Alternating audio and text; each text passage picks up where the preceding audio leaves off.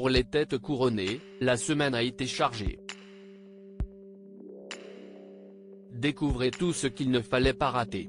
La semaine a été chargée pour les têtes couronnées. Découvrez ce qu'il ne fallait pas manquer. Laetitia d'Espagne, le prince Harry ou encore le roi et la reine de Norvège sont au programme pour les têtes couronnées aussi. Les vacances vont bientôt arriver à leur fin. Et comme dans chaque famille, on prépare la rentrée des classes.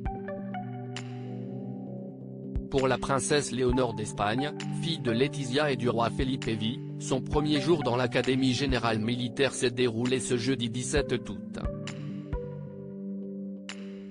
En effet, la jeune femme part pour 3 ans au sein de cet établissement.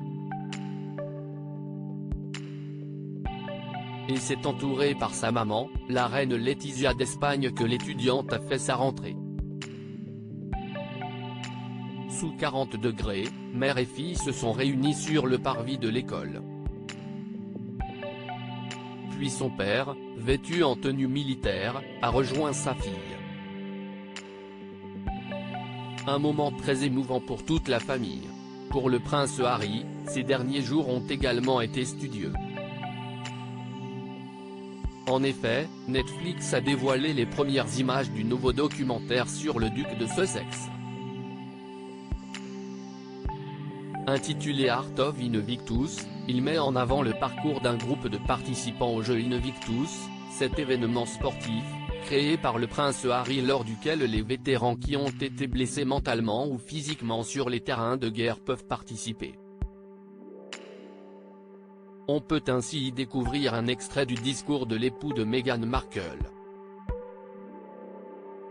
Si votre objectif était de rendre votre pays fier, vous avez réussi, lance-t-il notamment.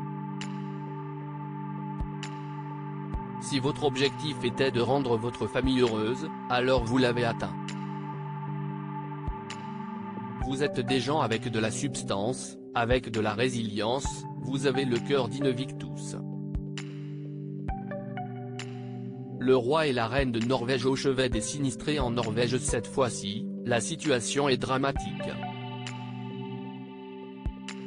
En effet, le roi Harald V et la reine Sonja se sont rendus le vendredi 11 août à Mjøndalen, dans la commune de Drammen, en proie à d'inondations impressionnantes depuis plusieurs jours.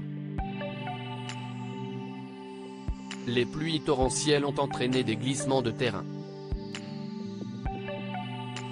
L'agence Reuters explique notamment que plus de 4000 personnes ont dû évacuer leur domicile dans le sud de la Norvège, dont près de la moitié dans la ville de Hønefoss à environ 40 km au nord-ouest d'Oslo.